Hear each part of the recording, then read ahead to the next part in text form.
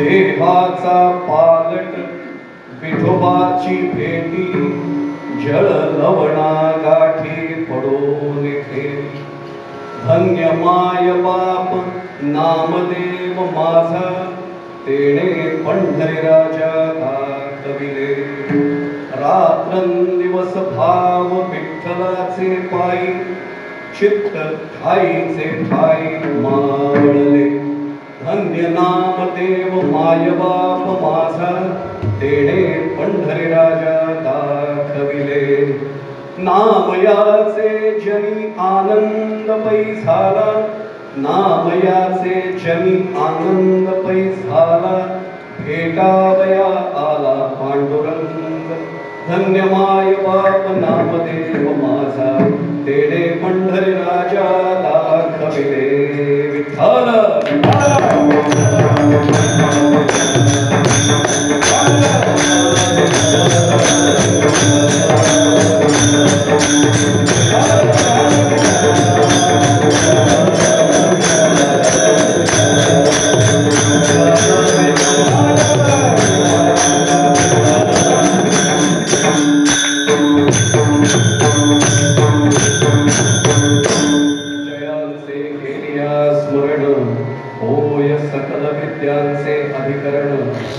बंधू श्री चरण श्री गुरूंचे ते नमस्कार पांडुरंगा करू प्रथम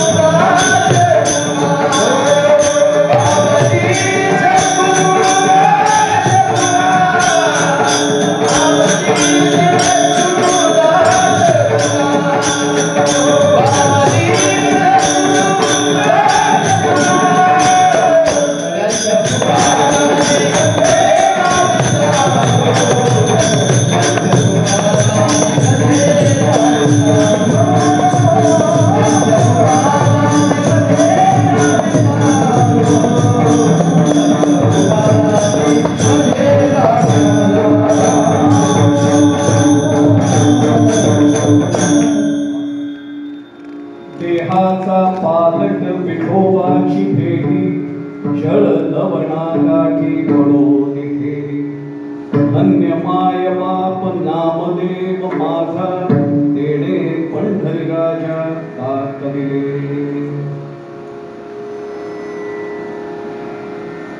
संप्रदायामध्ये खरं तर प्रत्येक एकादशीच महत्वाची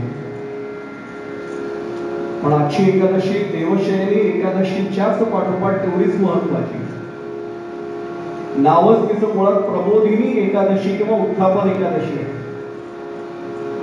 त्याच्याबद्दल एक पर्याय देताना 2 मिनिटं बोली मग निरूपणाला सुरुवात करतो पण या निमित्ताने अत्यंत पवित्र अशा या बोराड्याच्या विठ्ठल रुक्मिणी मंदिरामध्ये आयोजण्यात आलेली ही परवडी निमित्तची कीर्तन सेवा आणि गुरुवर्य हरिभक्तीपरायण आदरणीय रामदास महाराज पाटील भाई यांच्या कृपेने आशीर्वादाने ही सेवा आज माझ्याकडे आली. त्यामुळे सर्वप्रथम त्यांच्या चरणी नतमस्तक होऊन त्यांना वंदन करतो. माझे सर्व गायनाचार्य, माझे साथकरी, आमचे वेणेकरी, टाळकरी आणि आपण सर्व देवस्थान मायबाप म्हणजे आपल्या सर्वांचा चरणस्पर्श प्रदान करतो. कृतीने शक्य नसलं तरी मनाने भावनेने आपल्या सर्वांच्या चरणी साष्टांग प्रणिपात करतो. प्रत्यक्ष पांडुरंग रुक्मिणी आईंना प्रार्थना करतो की आजची सेवा त्यांनी त्यांच्या चरणी रुजू करून घ्यावी.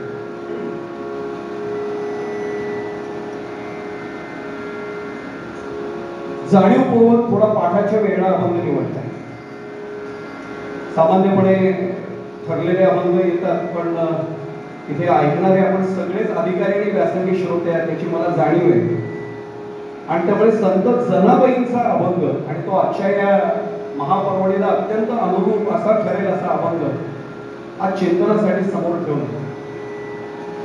सगळे चरण उघडून होणार नाही म्हणून फक्त शब्दार्थ थोडासा पाहूया. भावार्थात जेवढा आपल्याला सत्कृतीने नाही वेळेची मर्यादा लक्षात घेऊन जेवढा आज जाते तेवढा प्रयत्न नक्की करू. जनाबाई या अभंगाच्या माध्यमातून स्वतःला आलेली आध्यात्मिक अनुभूती पहिल्याच चरणात व्यक्त करतायत. काय झाले ते म्हणजे माझ्या आयुष्याचं देहाचा पालक विठोबाची भेटी. मी पुढे जाण्यापूर्वी मुद्दामून सांगतो, आमची भावना अशी असते की देवशयनी एकादशीला आम्ही पंढरपुरात जातो आणि मग आम्ही पांडुरंगाला अशी कल्पना मनात करून तिथून निघतो नगर प्रदक्षिणेनंतर की आता पांडुरंग 4 महिने विश्रांती घेत आहे म्हणून त्याला देवशयनी एकादशी म्हटलंय. आता साधा प्रश्न मुळात मला आहे आणि आपल्याला विचारतच नाही. 4 महिने सोडून द्यावं चातुर्मासाचे 4 क्षण जर पांडुरंग खरंच झोपले आमची अवस्था काय होईल. त्यामुळे ते झोपत नसतात. आम्ही कल्पना एवढ्यासाठी करतो. हा एरवी विषय होत नाही म्हणून मी पर्याय देताना मुद्दामून सांगतो की आमच्या संप्रदायामध्ये संतांनी उगाच नाही परंपरा घालून दिली. देवशयनी एकादशी पासून आजच्या उत्थापन एकादशी पर्यंत हा जो 4 महिन्यांचा कालावधी आहे हा आध्यात्मिक दृष्ट्या सुद्धा आणि व्यावहारिक दृष्ट्या अत्यंत महत्वाचा. व्यावहारिक दृष्ट्या आधी बोलतो, आम्ही सगळे संप्रदायातले लोक जवळजवळ सगळे शेतकरी. आता नोकरी धंद्यात लागलो सोडून द्या, पण पूर्वी सगळेच आम्ही शेतकरी. बरोबर आमची शेतीची कामं पेरणी वगैरे झालेली असायची आणि मग आषाढीला आम्ही तिथे जायचो. झाल्यानंतर आम्ही परत यायचो. शेतीची कामं आता झाली पूर्ण. परत नवान्न पौर्णिमा होऊन गेली. नवान्न पौर्णिमेला भगवंताला अर्पणही करून झालं सगळं आलेलं पहिलं धान्य. भात भरडूनही झालं. आता उत्थापन एकादशी. व्यावहारिक दृष्ट्या विचार केला तर आमची सगळी रचना ही बरोबर व्यवहाराला अनुरूप अशा स्वरूपाची. मी आमच्या विद्यार्थ्यांना भाई नेहमी सांगतो की आमचे पूर्वज वेड्या नव्हते, काहीतरी आपलं द्यायचे सण म्हणून नाही दिले. 4 महिन्यांच्या कालावधीमध्ये चातुर्मास किंवा चतुर्मास एवढ्यासाठी दिला की आता तू तुझ्या आध्यात्मिक उन्नतीसाठी नेमकं काय करतोस. मला नेहमी शिवलीला म्हणतात ती ओवी आठवते, तव्याचा जाय जव पुरसा मग तोही सहज होया आरसा. आम्ही प्रपंचात आलो की आमच्यामध्ये प्रपंचातल्या सगळ्या गोष्टींची पुरसा आमचा चढतोच मनावर. या 4 महिन्यामध्ये तो पुरसा घासून काढायचा आहे. याला खऱ्या अर्थाने प्रबोधिनी एकादशी आपण म्हणत असतो. आमच्या मनाचं प्रबोधन झालं पाहिजे. हा त्यातला एक सर्वात महत्वाचा भाग. आणि आध्यात्मिक दृष्टीने यातला सांगतो की जनाबाईंचा अभंग का घेतला याची भूमिका मांडण्याचा प्रयत्न यातनं करतोय. आम्हाला नेमकं आषाढीला आम्ही वारीला काही फिरायला म्हणून नाही जात. वारीचं व्रत का घेतलेलं आहे आम्हाला पाहिजे, बाकी काही नाही. फक्त पांडुरंग परमात्मा आणि आम्ही. पण अगदी मोकळेपणाने गादीवर सांगतो, आम्हीच अनेकदा पटकन म्हणून जातो की भगवंताची प्राप्ती करायची. त्याची प्राप्ती नाही करायची, तो प्राप्तच आहे. त्याची फक्त ओळख पटवून घ्यायची. प्राप्ताची प्राप्ती हे आपल्या शास्त्राने 5 सांगितले, तो प्राप्तच आहे. कितीतरी प्रमाण देता येतील. ममे वंशो जीवलोके जीवभूत सनातन. भगवंत म्हटलं तो माझा अंश आहे, त्याला अजून वेगळं काय मी प्राप्त करतो. तैसा हृदयामध्ये मी राहू वसता सर्व आहे ना तो आत्मदेश. याचा अर्थ किंवा सुवर्णाचं उदाहरण देऊन पावलेने सांगितलं की सुवर्ण सूत्रातच सुवर्णाचे मणी ओढले. याच्यापेक्षा अद्वैत स्थिती आम्ही नेमकी काय द्यायची. पण असं असून सुद्धा आम्हाला नेमकं करायचंय काय. या जन्मात आल्यानंतर नरदेह निधान लाभले हाती उत्तम सार उत्तम गती. संतांची व्यथा एवढीच येते, देवाची होय म्हणती, का नाही म्हणतीस तर त्यांची चिंता आहे. ते व्हावं यासाठी खऱ्या अर्थाने आम्ही आज कार्तिकी प्रबोधिनी एकादशीला जमलेलो आणि म्हणून नेमका जनाबाईंचा अभंग हा समोर होण्यासाठी ठेवलाय. एक सांगू आपल्याला, मी नवीन आहे, मला एखादी गोष्ट नाही कळली, पण ज्यांनी अनुभवाने ते साध्य केलंय त्यांच्या वाटेने गेलं तर आपलं काम सोपं आहे की नाही. होराळ्याला समजा मी पहिल्यांदा आलो असतो, ज्यावेळी आलो होतो पहिल्यांदा, माझ्या बरोबर एक जण होते, ते म्हणजे महाराज मी तुम्हाला दाखवतो रस्ता, कारण ते होराळ्याला आलेले होते. तसं पांडुरंगाची भेटी ज्यांची झालेली आहे, आज आपण जर अशा कार्तिकी एकादशीच्या या महापर्वणीला ज्यांची प्रत्यक्ष पांडुरंग परमात्म्याची भेट झाली त्यालाच जर जाऊन भेटलो आणि त्यांच्या मार्गाने जर जायचा प्रयत्न केला, मी फार जड बोलणार नाही, काळजी करू नका, पण एका संस्कृत सुभाषित करावे म्हटलंय, अनुगंतुर सताम वर्त्म कृत्स्नम यदि न शक्यते स्वल्पम अपि अनुगंतव्यम मार्गस्थ नावसीदती. म्हणजे ज्यांना महान लोक आहेत जे त्या मार्गाने जाऊन सिद्ध त्यांनी केलेले स्वतःचं कर्तृत्व, त्यांच्या मार्गाने फक्त जात राहा. काय होईल? मार्ग तर चुकणार नाही, निदान थोडं जरी अनुसरण केलं, निदान रामकृष्णारी म्हटलं, मार्ग नक्की चुकणार. आणि त्याच माध्यमातून आपल्याला जनाबाईंच्या या अभंगाची भूमिका समजून घ्यायची. जनाबाई खात्रीने सांगतायत की मला विठ्ठलाची भेटी झाली, होईल नाही म्हटल्यात, विठ्ठलाची भेटी. आणि कशी झाली भेटी त्याचं उदाहरण त्यांनी दुसऱ्या चरणात, पहिल्या चरणाच्या दुसऱ्या ओळीत दिले किंवा उत्तरार्धात दिले. जळ लवणा गाठी पडून ठेवी. जळ म्हणजे पाणी, लवण म्हणजे मीठ. पाण्यात मीठ जर आपण मिसळलं तर त्याचं अस्तित्वच मिठाचं राहत नाही. नेमकं पांडुरंग परमात्म्यात त्या म्हणतात मी अशी विलीन झाली, जळ लवणा गाठी पडून ठेवी. मी अगदी प्रामाणिकपणे सांगू, अनेकदा मी सुद्धा पांडुरंग परमात्म्याच्या समोर उभा राहतो. मी मूर्ती समोर नाही म्हणते, पांडुरंग परमात्म्या समोर उभा राहतोय. मग चराचर सृष्टी त्यांनी व्यापली तर मूर्तीत तो नाहीये का? सगळीकडेच येतो, आतही तोच आहे, बाहेरही तोच आहे, सवाई अभ्यंतरी. मी एवढ्यासाठी सांगतोय की मी तिथे उभं राहिल्यानंतर सुद्धा जर मला वाटत असेल मी नमस्कार करतोय तर अजून माझी जळ लवणा गाठी पडून ठेवी अवस्था नाही झाली. मला वाटतंय मी अजून नमस्कार करतोय म्हणजे मी कोणीतरी वेगळा आहे. आपल्याला तिथे पोहोचायचे म्हणून मी आज अभंग देवशैनी एकादशीच्या पाठोपाठ येणाऱ्या प्रबोधिनी एकादशीला एवढ्यासाठी घेतला. आमच्या मनात नको का हे प्रबोधन जागवायला? ही आमची अवस्था आली पाहिजे की जळ लवणा गाठी पडून ठेवी. माऊलींची त्याला सर्वांच्या पाठात ओवी सांगू आपल्याला. का लवणाची कुंजरी सुदलिया लवण सागरी परत ना माघारी गोयेची जैसी. लवणाची कुंजरी म्हणजे हत्तीन जर केली आणि सुदलिया लवण सागरी, तिला जर समुद्रात ढकलून दिलं आणि नंतर लक्षात आलं अरे तिला 2 दागिने घालायचे होते, काढा बाहेर. माऊली म्हणतात ती कशी सापडेल, कशी सापडेल, येणारच नाही परत. आणि तशीच अवस्था आमची व्हावी अशी अपेक्षा या अभंगाच्या पहिल्या चरणात आपल्याला माऊली जनाबाई आमच्या समोर मांडतात. दुसऱ्या चरणात त्यांनी नामदेव महाराजांना श्रेय दिले. धन्य माय बाप नामदेव माझा तेणे पंढरीला. ही आपल्याला उदाहरण सांगू. लहान असताना मी आमच्याकडे कर्जतला माकडाचा खेळ दाखवायला यायचे, भरपूर गर्दी व्हायची. आजोबा मला हात धरून घेऊन जायचे आणि आजोबाला मी सांगायचं आजोबा ते दिसत नाहीये गर्दीवर. आजोबाला दिसत होतं. अरे दिसत कसं नाही, दिसतंय ना समोर. माझी उंचीच त्यावेळी कमी होती. आजोबा म्हणायचे नाही दिसत आहे, म्हटलं नाही दिसत आहे. आजोबा एक सोपी युक्ती करायची, मला उचलायची आणि खांद्यावर घ्यायची. आता दिसत. आपल्या आयुष्यात संत कशासाठी लागतात नाही याचं उत्तर इथेच आपल्याला मिळतं. त्यांच्या खांद्यावर बसल्यावर आपल्याला न दिसणारी गोष्ट आपोआप दिसायला लागते. आणि म्हणून नेमकं जनाबाईंनी नामदेव महाराजांना ते श्रेय दिले की धन्य नामदेव मायबाप माझा, धन्य मायबाप नामदेव माझा. का? तेने पंढरी राजा तात्पर्य. नामदेव महाराजांचा अधिकार आपल्या सर्वांना माहिती म्हणून मी त्यात शिरत नाही, मला दुसऱ्या चरणात नाही फार थांबायचं. तिसऱ्या चरणात त्यांनी आपली अवस्था वर्णन केले. रात्रंदिवस भाव. आम्ही जरा सोयीनी करतो बरं का परवा. एक तर रात्री वेळ मिळाला तर रात्री करतो, दिवसा संसारात पुन्हा अडकलेलो असतो. नाईट शिफ्ट असेल तर दिवसा वेळ मिळाला, दिवसा थोडं जपाला बसतो, नामस्मरणाला बसतो. रात्री नाही आता ड्युटी आहे. मी चूक नाही म्हणत आहे, आपलं कर्तव्य पूर्ण करायलाच हवं. कर्तव्य चुकी हे पाप सांगितले. पण आमचं नेमकं असं नाहीये. रात्रंदिवस भाव विठ्ठलाचे पायी. आणि मग काय झाली अवस्था? चित्त ठाईचे ठाई मावळले. ही अवस्था जनाबाईंनी गाठले आणि म्हणून शेवटच्या चरणात त्या जनाबाई नामदेव महाराजांची स्वतःची एक संगती सांगताना म्हटलंय की नामयाचे जनी आनंद पै झाला. की हा अभंग का निवडला आता लक्षात असेल. आम्हाला या एकादशीला काय करायचंय, पांडुरंगाला आम्ही भेटायला जातोय देवशैनीला, पण कार्तिकीपर्यंत 4 महिन्यात आमची साधना अशी झाली पाहिजे की जी जनाबाईंना अनुभूती आली ती देवशैनी एकादशी नंतरच्या 4 महिन्यांनी आमची झाली पाहिजे. नामयाचे शनी आनंद पै झाला भेटावया आला पांडुरंग. ही अवस्था आमची जर झाली की आम्ही ओळखायचं देवशैनी एकादशी ते आजची प्रबोधिनी एकादशी आमचा आध्यात्मिक प्रवास व्यवस्थित मार्गक्रमण करून झाला. आणि म्हणून या अभंगाचा हा वरवरचा फक्त शब्दार्थ सांगितले म्हणून भावार्थात आपण करूया. विठ्ठल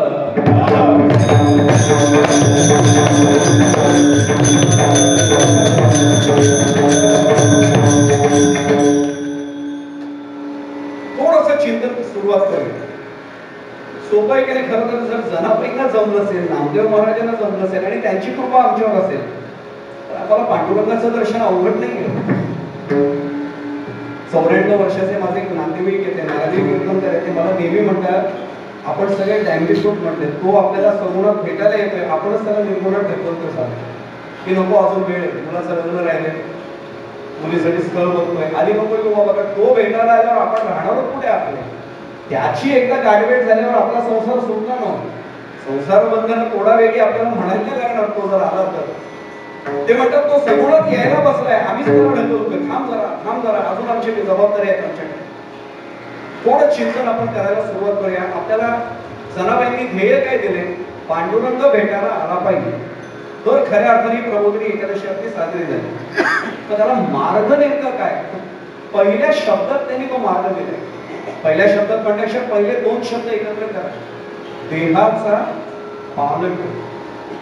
पालटवणं आणि पलटवणं याच्यातून फरक आहे बरं का. आता बाईंच्या उपस्थितीत कीर्तन करायला मिळणं हेच माझं परम भाग्य आहे.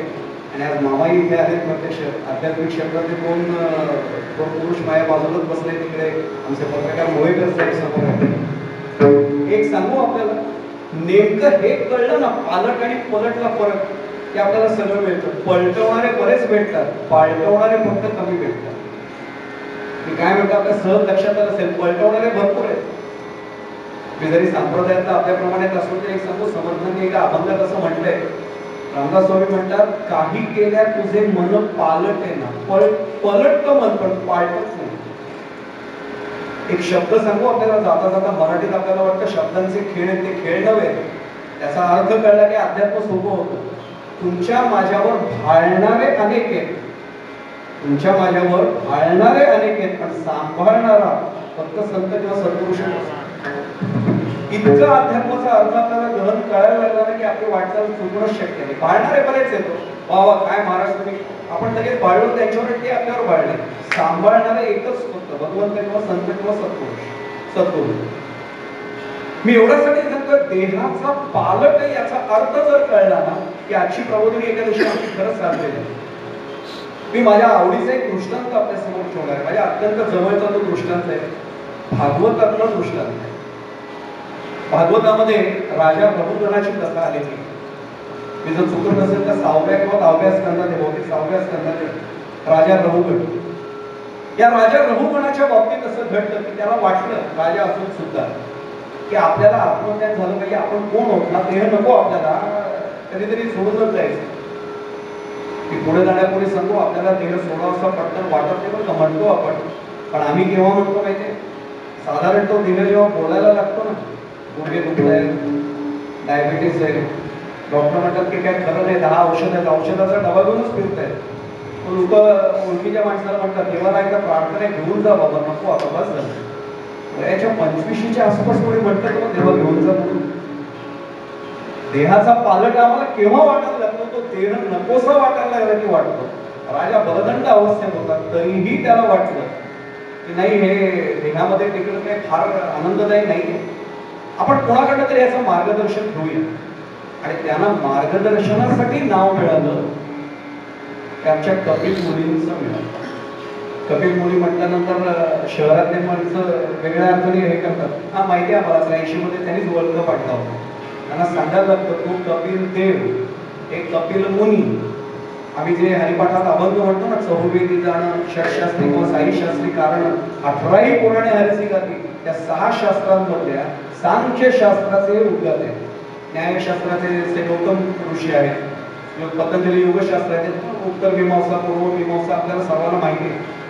त्या सांख्य शास्त्राचे उद्गार आहे, अत्यंत ज्ञानी. दुसरं नातं सांगू म्हणजे लवकर जवळचं वाटेल, आमच्या भगवान दत्तात्रेयांचे सख्खे मामा, अनुसूया देवीचे सख्खे बंधू असे कपिल मुनी. यांना लक्षात आलं देहाचा पालट जर खरंच करावा असं वाटत असेल तर असं कोणतरी अधिकारी पुरुष पाहिजे. कोणी निघाले? तर राजा पूर्वीच्या काळचा, आजच्या सारखा सध्या चार्टर प्लेननी गेला असता, हेलिकॉप्टरनी गेला असता. त्यावेळी मेण्याशिवाय पर्याय नव्हता. बरं, पालखी वेगळी आणि मेणा वेगळा. बरं का, पालखी 2 खांद्यावर आपण नेता येते, मेणा 4 खांद्यावर न्यावा लागतो. पण राजा 6.5-7 फूट उंचीचा तब्येत. मी नेहमी सांगत असतो, हा दृष्टांत सांगताना या बुवाकडे बघू नका, याच्यासारखे 4 मौतील त्यांच्या, असे तब्येत त्यांची. आणि निघाले मेण्यामध्ये. भोयांना सांगितलं, कपिल मुनी समाधी अवस्थेत जायच्या आत मला घेऊन चला, लवकर लवकर पावलं उचला. नोकरी करणार म्हटल्यानंतर त्यांनी उचलली पावलं बरोबर. राजा तरी सूचना देतोय, अजून थोडं लवकर, अजून थोडं लवकर. एवढं सगळं सांगत असताना सुद्धा एका ठिकाणी मेणा थांबलाय आणि खाली उतरवला गेला. मेणा खाली उतरल्यावर राजा चिडला. मेण्याचा पडदा बाजूला गेला, बाहेर आला आणि म्हणतो, अक्कल नाही तुम्हाला? अरे लवकर चला सांगतो, तुम्ही खाली उतरता, एवढं काय दुखले तुमचे? सगळे मजबूत होते कोणी.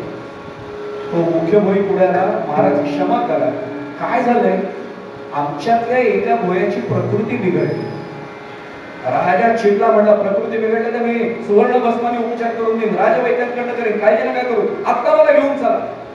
म्हणजे महाराज तरी आला असता, त्याचं पोट बिघडले. सोप्या भाषेत समोर त्याला जुलाब होत आहे. राजा गप्पच बसला, आता काय बोलणार, कसा येणार तो भोई? पर्यायी भोई शोधा म्हणले लगेच. आणि पर्यायी भोई शोधण्यासाठी एका भोयाला पाठवण्यात आलं. त्याला बरेचसे याच्यासारखेच दिसले. ते म्हणजे उपयोग नाही, याला जर नेला तर याला कोणाच्या तरी चौघाच्या खांद्यावर नाही शिवेल, याला काही वजन नाही झेपणार, कोण मिळेल कोण मिळेल म्हणून मजबूत भोई शोधण्यासाठी फिरायला लागले. एका झाडाखाली त्यांना जसा हवाय तसा बलदंड पुरुष मिळाला. भोई असा 6.5-7 फूट उंच, चेहऱ्यावर तेज होतो, साध्या पोशाखात होता, अगदी साध्या पोशाखात. आपल्याला माहिती सगळ्यांना की वेश बावळापरे अंतरी नाना कळा, बाह्य म्हणून कार्य बोलला असे वरली रंग उगाच नाही म्हणते आपण. बाह्य वेशांवरूनच ठरवत असतो कोण आहे हा माणूस. अनेक काही होतं आणि त्याचं लक्ष नव्हतं. तो असा बसला होता, ओठांची हालचाल होत होती, इथे कंठाची तिथे हालचाल होती, डोळे अधोंबिलीत होते, बघत नव्हता पूर्ण काही आणि लक्ष नव्हतं.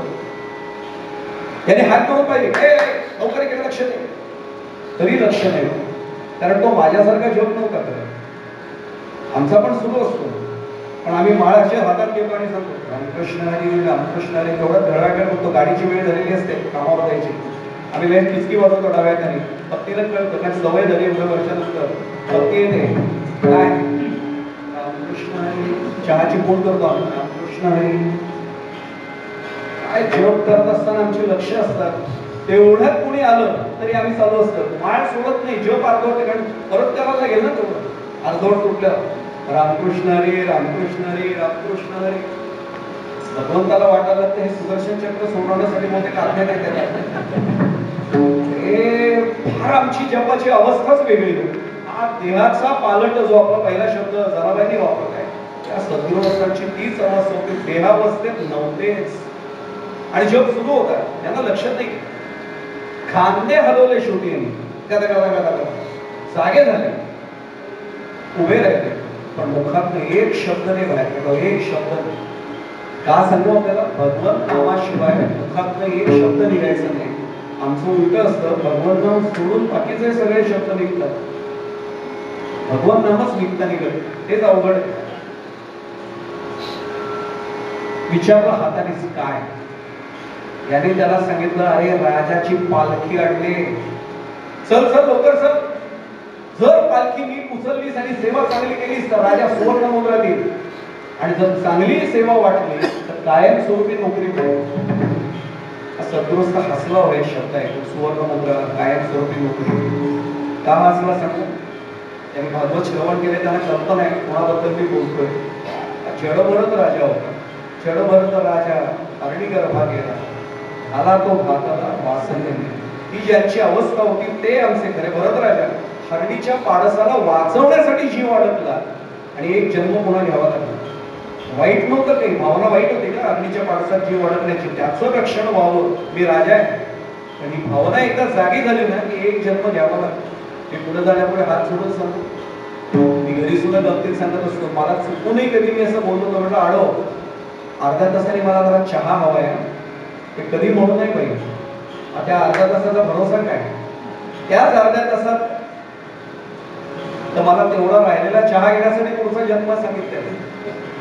जन्म घेणे लागे त्यामुळे ही पण वासना असता कामा नये. आपण सहज बोलून जातो, आपल्याला त्याचे गंभीर परिणाम कळत नाही आणि मग आपण कोणाचं तरी उदाहरण ऐकतो, आपण लहान बाळ होतं काही नाही त्याला आवडायचं चहा मात्र प्यायचा, तो त्याचं समाधान झालं. लहान वयात गेले म्हणजे तो तेवढ्यासाठीच आला होता. म्हणून कुठलीच वासना मनात ठेवू नये. माझ्या घराला असा रंग लावायचा आहे, माझ्या घरात काही ठेवू नये. तुकोबांसारखी अवस्था नाही येणार आपली. आम्ही सदैव सोडून घे चौरामा भेटू की हे म्हणायला सोपं आहे. आम्ही अजिबात नाही असं करणार. बरे झाले तेव्हा बाईला कर्कश केली म्हणू आम्ही. अहो चहा नाही लवकर मिळाला तरी मी बाई घरी आल्यावर हळूच सांगतो बाई जरा तुमचं काय ऐकलं जरा सांगा. चहा जरा मिळत नाही मिळतो आले अर्धा तास उशीरच करतो. वेळ माहिती असून सुद्धा मुद्दाम उशीर होतो. याने काहीच ठेवलेलं नव्हतं. सर्वसंग परित्याग केला होता. स्वतः राजा होता, राजवस्त्र उतरवून आला होता आणि याला तो सांगतोय तुला सुवर्ण मुद्रा मिळतील, तुला राजाच्या दरबारात कायमची नोकरी मिळेल. तो स्वतः राजा होता. तो अशा प्रलोभनात अडकेल हसला. पण त्याला माहिती होतं म्हणून हे जन न देखवे डोळा येतो कळवळा म्हणून या किंवा जगाच्या कल्याणा संतांच्या विभूती देह कष्टविधी करून वगैरे आला. काही बोलला नाही. राजाला नमस्कार केला. राजा त्याच्याकडे बघत बसला. अरे आपल्यासारखंच दिसतोय, असाच धिप्पाड असंच तेज आहे. राजाचं तेज लपत नाही बरं का. मी पूर्वीच्या राजांचं सांगतो चेहऱ्यावरचं तेज लपायचं नाही त्यांच्या, कारण तेवढं पावित्र्य जपलेलं होतं सगळ्याच बाबतीत. ज्ञानी होते. शंभू राजांचं चरित्र काढून पहा फक्त. मी त्या नेहमी तरुणांना सांगतो कुठल्याही नटाची नटीची चरित्र आमच्या समोर ठेवण्यापेक्षा मुलांच्या शंभू राजांचं चरित्र ठेवा. वयाच्या 32व्या वर्षी सुद्धा आम्हाला लाज वाटते सांगताना एवढ्या भाषांवरचं प्रभुत्व. पद्मभूषण ग्रंथ आज आम्हाला अर्थ नाही लागत त्याचा. अजून कोणातरी संस्कृत तज्ञाच्या समोर बसावं लागतं तेव्हा काय काय थोडं थोडं समजतं. मिळवलं कधी 32व्या वर्षापर्यंत. बरं राजविद्याही शिकलेले होते, पराक्रमही तेवढाच होता. आणि फ्रेंच इतिहासकार ॲबेकॅरे जबाबदारीने या गादीवरून सांगतोय. ॲबेकॅरे नावाच्या इतिहासकारांनी असं म्हटलंय त्याच्या चरित्र लेखनामध्ये की शंभूराजे एवढे बुद्धिमान आणि एवढे पराक्रमी होते की वडिलांची गादी तर चांगली चालवलीच असती पण छत्रपतींपेक्षा 10 पट पराक्रमी आणि 10 पट बुद्धिमान राजा त्यांच्या पुढे जन्माला आला. की छत्रपती आपण जसं म्हटलं खाण तशी माती उगाच नाही. छत्रपती महान आणि म्हणून शंभूराजे तेवढेच महान. त्या राजाने पाहिलं एकदा ठीक आहे चला चला पालखी उचला लवकर म्हणजे मेणा उचला. हात जाऊन बसला राजा. मेणा उचलला. मेण्याचा प्रवास सुरू झाला. फक्त इथे गडबड झाली. गडबड अशी झाली की त्या राजाला त्याला आतमध्ये धक्के बसायला लागले, झटके बसायला लागले. राजा वैतागला. एकदा पडत्यात कोण आहे तो नवीन होईल आतापर्यंत धक्के बसत नव्हते, हा आल्यावर कसे धक्के बसायला लागले. अक्कल नाही का नीट चाल म्हण. अडचण अशी होती की बाकीचे तिघे त्याची नोकरी करण्यासाठी एका लईत चालले होते आणि हा मात्र सर्वसंग परित्याग करून आला होता. माझ्यामुळे कळत का होईना पाप नको वडायला. माझ्या पायाखाली गेल्या मुलगीने चिरडला. त्यांना चुकवता चालला. मी पुढे जाण्यापूर्वी सांगू नव्हतं मला उदाहरण सांगावं असं वाटलं आता म्हणून. अकबर बादशाहच्या बाबतीत घडलं होतं असं. अकबर बादशाहच्या दरबारात निरोप आला. बेगम साहेबांनी आज लवकर जेवायला बोलवले आतमध्ये. स्वतः बैंगन का भरता केले. बैंगन का भरता केले म्हणजे वांग्याचं तरी. याने बिरबलाला सांगितलं बिरबल मेरे साथ खाने के लिए तुम्ही रुक जा ठहर जा. ठीक खबर आज्ञा सांगितले की आज्ञा पाळायची. आणि बिरबल हुशारच होतो. दोघे जेवायला बसले. बिरबलाने सुरुवात कशी करणार आली. बादशाह सुरुवात झाल्याशिवाय बादशाहने पहिलाच घास खाल्ला आणि त्याला आवडलं. बैंगन बैंगन का क्या है ये क्या है. बेगम पुढे आली म्हणजे भरता बैंगन का भरता, क्या बढ़िया बनाई चीज है। और मैंने बिरबल करे मुंह से, बिरबल अभी तक चखा नहीं? गोविंद आप पहले चख लीजिए, मैं बाद में चख लेता हूँ। एक बात बोलो बिरबल। हाँ जी फरमाइए हुजूर। यानी एवढंच सांगितलं, मैं एक बात सीधी तौर पर कहना चाहता हूँ कि इस दुनिया में बैंगन जैसी अच्छी सब्जी हो ही नहीं सकती। यानी खाल्लं पण नव्हतं तरी तो म्हटला जी खरी तो बिलकुल सही फरमाया, बैंगन जैसी अच्छी सब्जी हो ही नहीं सकती। राजा तरी त्याच्याकडे बघतो, खाल्लं नाही तरी बोलतो, घास खाल्ला यालाही आवडलं होतं। 2 महिने गेले, बेगमला वाटलं बादशाला आवडलं होतं, पुन्हा अशीच रेसिपी करूया। पण त्यावेळेला काय असतं, भट्टी बिघडते थोडी। त्या दिवशी नाही जमलं तसं बरे, बादशाह वैतागला, विचारलं ये बैंगन का भरता है? उस दिन जैसे बनाया? हाँ बिल्कुल, बिल्कुल नहीं है, ठीक नहीं है। आणि त्याने एवढंच सांगितलं, क्या स्वाद, बिल्कुल बुरा है। एक बात बताओ बिरबल, इस दुनिया में बैंगन जैसी पूरी सब्जी हो ही नहीं सकती। यानी अजून खाल्लंच नव्हतं तरी म्हणतो, जी हुजूर सही फरमाया, बैंगन जैसी पूरी सब्जी हो नहीं सकती। हाँ वैतागला शेवटी बादशाह को, म्हटला 2 महीने पहले मैंने जब यही कहा था, तूने फरमाया कि बिल्कुल जी हुजूर सही फरमाया। आज मैं कह रहा हूं कि बैंगन बुरी सब्जी है, फिर भी आप कह रहे हैं कि बिल्कुल सही फरमाया। त्यांनी जे उत्तर दिलं ना ते अकबरासाठी नव्हतं, माझ्यासारख्या भक्ती मार्गात ना आपण जे वाटचाल करणारे मालकरी होते, आपल्यासाठीच वाक्य सद्गुरूंच्या किंवा भगवंताच्या प्रती आहे। तो म्हटला हुजूर उस बैंगन से मुझे क्या लेन देन है, मैं आपका हुजूर हूं, आपका चाकर हूं, आपको जो अच्छा लगे मुझे अच्छा लगेगा, आपको जो बुरा लगे मुझे बुरा लगेगा। विठ्ठल विठ्ठल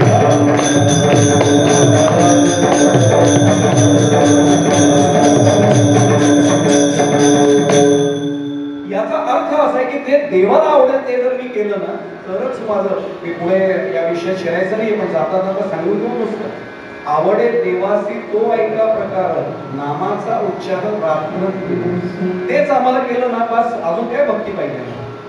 हे एवढ्यासाठी सांगतोय, हा त्या बादशाह, त्याला पालखीत मेण्यात कोण बसलाय त्याच्याशी देणं घेणं होतं, या देहरूपी पालखीत जो बसलाय त्याला काय आवडेल, माझ्यामुळे किड्यामुळे चिरडले जाणं त्याला आवडणार नाही, म्हणजे नाही चिरडणार असा तो चालला होता। त्याला बादशाला धक्के बसवले, राजा म्हटला चिडला, उतरला, खाली उतरवा म्हणे मेणा, बाहेर आला, कोण आहे तो नवीन मुली, समोर उभा करा, अक्कल नाही त्याला काढीची, हा उभा राहिला, काही घाबरला, राज शास्त्र तेज असतं ते असतंच होते, हा काय घाबरेल, उभा राहिला, हात जोडून उभा राहिला नम्रपणे, एकीकडे नामस्मरण सुरूच आहे, नामस्मरण नव्हतं थांबलेलं। राजा चिडला, तुला अक्कल नाहीये, मी सांगतोय तुला, मला धक्के बसतायत, मला झटके बसतायत, नीट चाल, काही बोलला नाही, कारण भगवान नामाशिवाय बोलायचा नाही निर्णयच झालेला होता।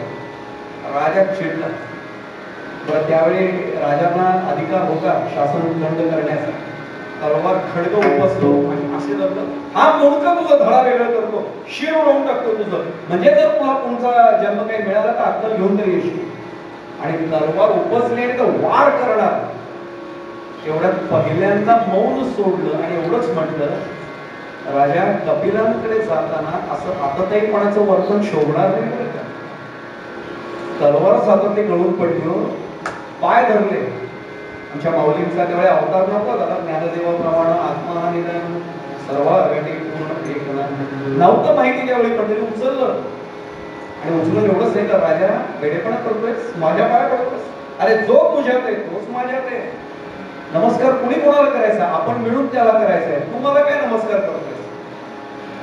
मौन कशासाठी सोडलं, शिर धडा वेगळं होईल म्हणून तुम्ही, सत्संगाची परिणती, त्याचं पर्यवसान, त्याचा परिणाम एखाद्या निरपराध व्यक्तीच्या हत्येत होऊ नये यासाठी कारण सत्संग बदनाम होईल म्हणून बोलते, आणि बोलले एवढंच म्हणले, राजा कपिलांच्या दरबारात असं वागणं शोभणार नाही बरं। याने त्याला प्रश्न विचारला की आठवण पूर्ण करून देतोय, जनाबाईंचा चरणातला पहिला शब्द काय, देहाचा पालट, आणि आमचा पालट का होत नाही याचं उदाहरण या दृष्टांतात मिळेल। त्याने त्याला प्रश्न विचारला, कोण आहेस तू, अरे कोण आहेस तू, त्याला राजा हसला आणि त्याला एवढंच म्हणला, राजा एवढा जड प्रश्न विचारायला जगात तुला मीच भेटलो करेल। आता तो राजा चिडला, तोडला जड प्रश्न, तुला मी साधा प्रश्न विचारला, तू कोण आहेस, त्याने सांगितलं, राजा याच्या इतकं जड प्रश्न नाहीये, याचं उत्तर भल्या भल्यांना मिळत नाही। आमचे शांतीब्रह्म एकनाथ महाराज 8 वर्षाचं बालक असताना देवगिरी पर्वतावर गेले, आणि शांती ब्रह्म त्यांना का म्हटलं असेल आता लक्षात येईल. काय ज्ञानपिपासा असेल, ज्ञानकृष्ण असेल. जनार्दन स्वामींची भेट झाल्यावर त्यांनी प्रश्न काय विचारला, मी कोण कोठील कुठे मजलागी जाणे, काय हे जगात घडले मग साच येणे, याचा विचार करून मी शेणदोमी वाया, सांगोनी सुखी करा मज गुरुराय. बस मला एवढंच सांगा, मी कोण आहे, कुठे कुठून आलोय, कुठे जायचंय मला. मी आपल्याला सांगू, 60च्या उंबरठ्यावर अजून मला हा काही प्रश्न पडला. म्हणून आम्हाला जनाबाईंचा अभंग आळवायला लागतोय की देहाचा पालक विठोबाची इच्छा आमची पण आहे विठोबाची भेटी होण्यासाठी, पण आमच्यातला अडथळा काय आता लक्षात येईल. ती सांगितलं, हा जड प्रश्न आहे, उलट करू, तू मला विचार तू मला प्रश्न. राजा म्हणतो विचारतो. आता जडभरत राजा या राजाला प्रश्न विचारतोय, राजा तू कोण आहेस, कोण आहेस तू. त्याने राजा पण नाही प्रबोधन वापरलं, संबोधन वापरलं, कोण आहेस तू. हा बहुतेक माझ्यासारखा कीर्तनकर असावा मागच्या जन्मेचा, तो असाच उभा राहिला. ओळखलं नाही, कोणाला नाही ओळखलं, म्हणून तू तुला विचारतोय, तू तरी ओळखलंस का तुला. पुन्हा विचारतो कोण आहेस तू. हा पुढे पुन्हा छातीवर हात ठेवून एक पोर पुढे टाकून म्हटलंय, मी होताच बरं का पहिला इथे, मी सिंधू संवीरचा राजा रघुगण आहे. सिंधू संवीर म्हणजे आजच्या काळात जर आपण भूगोलात पाहिलं नकाशात भारताच्या, पंजाब हरियाणा असा तो इकडचा भाग आहे, मला पूर्वीचं नाव सिंधू संवीर आहे. मी सिंधू संवीरचा राजा रघुगण. तो हसला आणि राजा जडभरताने एवढं सांगितलं, राजा तुझं आहे तेवढं सांग, मी तुला विचारतो तू कोण आहेस. नसती लटांबर नको, ती सवय माझ्यासारख्याला असते. 10 पानांचा परिचय मी पण देतो अनेकांना. तो वरती गेल्यानंतर डस्टबिन मध्ये पण नाही टाकणार, चिंदड्या होतील ते. नाम किती वेळा घेतलंस माझं तेवढं सांग, भगवंत मला विचारेल, बाकी नको सांगतोस. एवढ्यासाठी सांगतोय. त्याने विचारलं कोण आहेस तू. मी सिंधू संवीरचा राजा रघुगण. तो म्हणजे मीच काय करायचं नंतर बोल. सिंधू संवीर तुझं आहे. म्हणलं हो, मी त्या राज्याचा राजा आहे. हो राजा, तुझ्या जन्माच्या आधी सिंधू संवीर होतं का. म्हणलं होतं, माझे वडील पण त्याचे राजे होते, माझे आजोबा त्याचे राजे होते. नको सांगू म्हणे पुढे. राजा रागवणार नसलास तर एक प्रश्न विचारा ना म्हणे मला.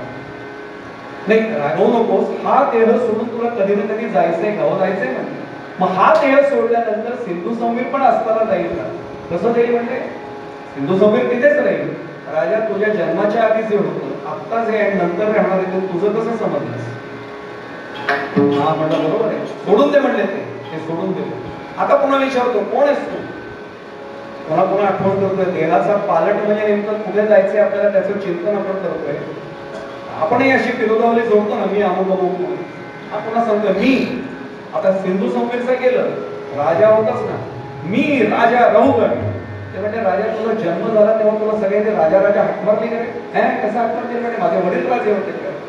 ते जेव्हा निवृत्त झाले तेव्हा माझा राज्याभिषेक झाला. मग माझा राज्याभिषेक झाल्यावर लोक मग राजा मगाशी तू उत्तर दिले, 6 देह सोडून तुला कधीतरी जायचंय, कोणाला जायचंय.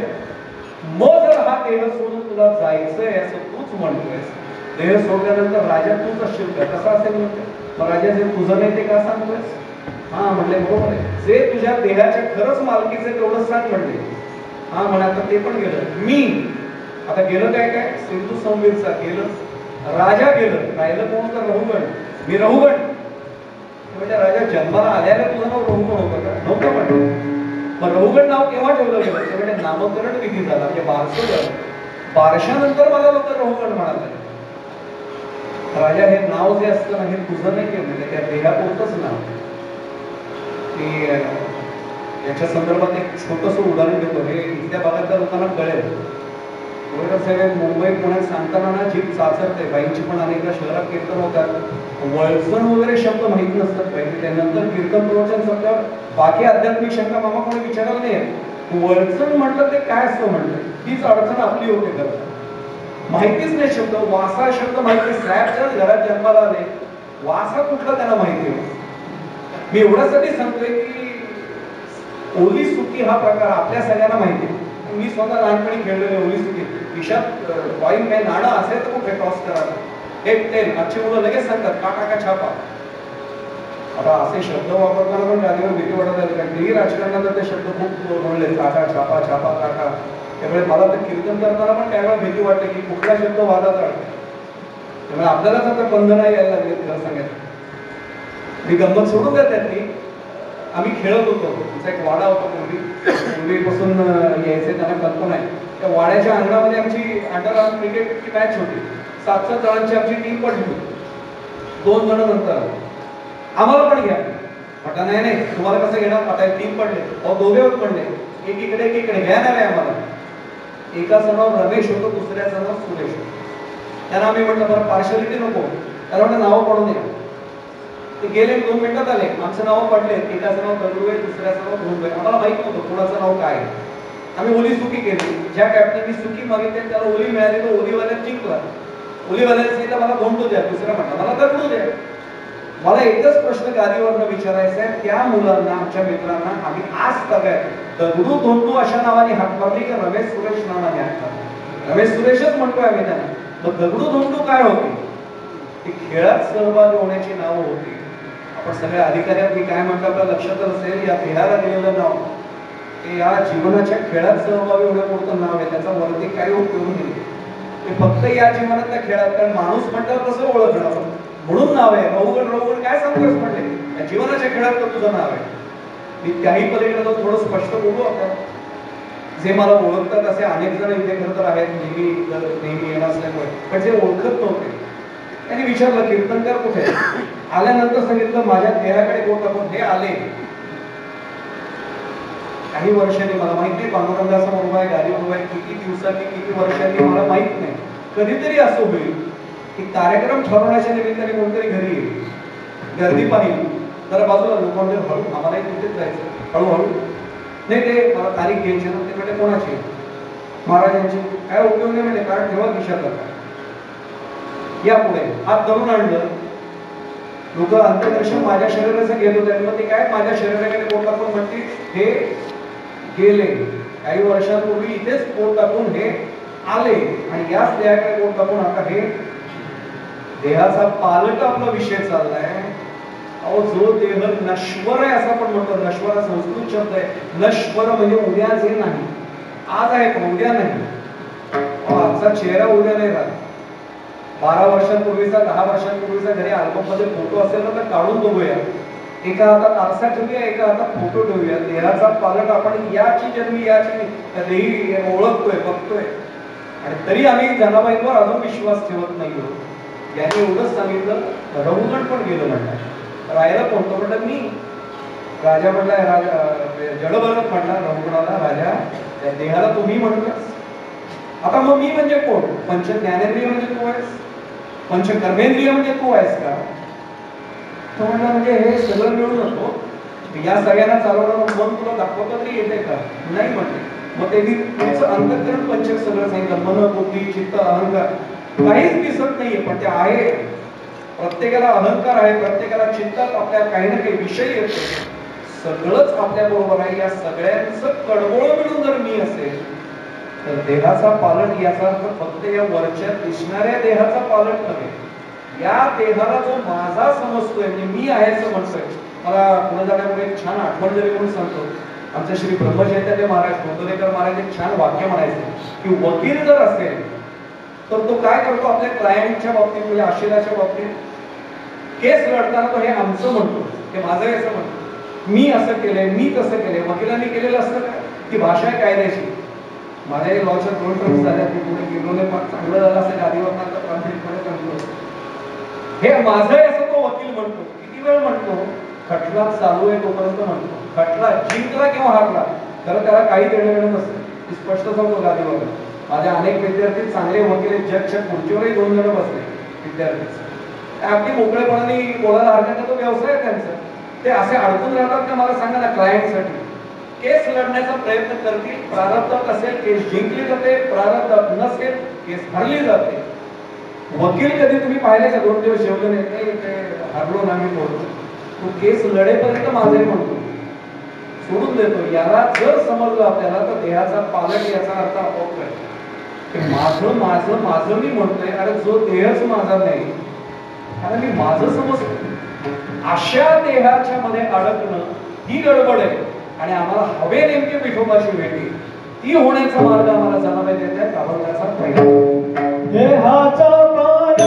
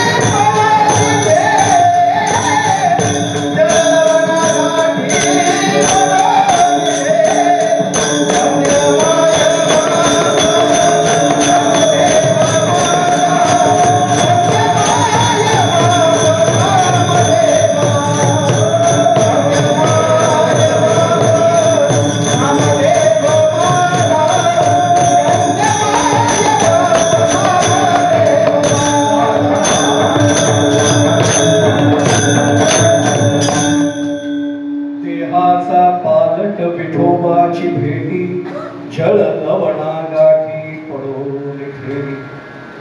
एकदा या देहाचा पालट झाल्यानंतर भगवंताची भेटी होतेच, विठोबाची भेटी होतेच, आणि ती झाली अशी अनुभूती प्रत्यक्ष घेतलेल्या जनाबाई या प्रबोधिनी एकादशीच्या निमित्ताने आपण चिंतन करतोय की त्यांना आलेली अनुभूती आपल्याला यायला हवी असे वाटत असेल तर आम्ही नेमकं काय करायला पाहिजे? या देहाचा पालट घडावा यासाठी आपल्याला काहीतरी प्रयत्न करावा लागेल। आम्ही नेमकं करतोय काय? देह म्हणजे मी म्हणजे देह, देह म्हणजे मी म्हणजे देह, याच पेऱ्यात आम्ही एवढे अडकलेलो, यातनं जोपर्यंत आम्ही सुटत नाही ना तोपर्यंत देहाचा पालट नाही होणार। आणि जर देहाचाच पालट झाला नाही तर भगवंताची भेटी, विठोबाची भेटी आमची कशी होईल? आणि म्हणून आम्हाला नेमकं याचं चिंतन करायला पाहिजे। मी प्रामाणिकपणे सांगतो, देह माझा मला वाटणं याच्यात चूक नाहीये, वाटतच ना। अनेक जण, मी शिक्षण क्षेत्रात आहे त्यामुळे मला अनेक प्राध्यापक भेटतात, मला ते वाद घालतात, असं कसं म्हणतो तुम्ही देह आपला नाही? तुम्हाला कसं ओळखतात? लोक देहावरच ओळखतात ना। मी त्यांना एक साधा प्रश्न विचारतो, ज्यावेळी मी सांगतो आज ना माझे पाय दुखतात, सांगतोय कोण? आपण म्हणतो मी सांगतोय की माझे पाय दुखतात। ज्या अर्थी मला कळते माझे पाय दुखतात त्याचा अर्थ सांगणारा हा कोणतरी वेगळा आहे। मला हे दिसतंय, मला हे आवडत नाहीये, हे माझ्या मनात आलं नाही, याचा अर्थ सांगणारा कोणतरी वेगळा आहे ना। आणि तुम्ही आणि मी सोडून द्यावं, आपल्याला प्रत्यक्ष जगद्गुरु विश्ववंत तुकाराम महाराजांचं तरी मानलं पाहिजे, कारण अनुभवे आले अंगात ते जगात येत असे असं त्यांचं ब्रीद आहे, तेही आम्हाला सांगतातच ना।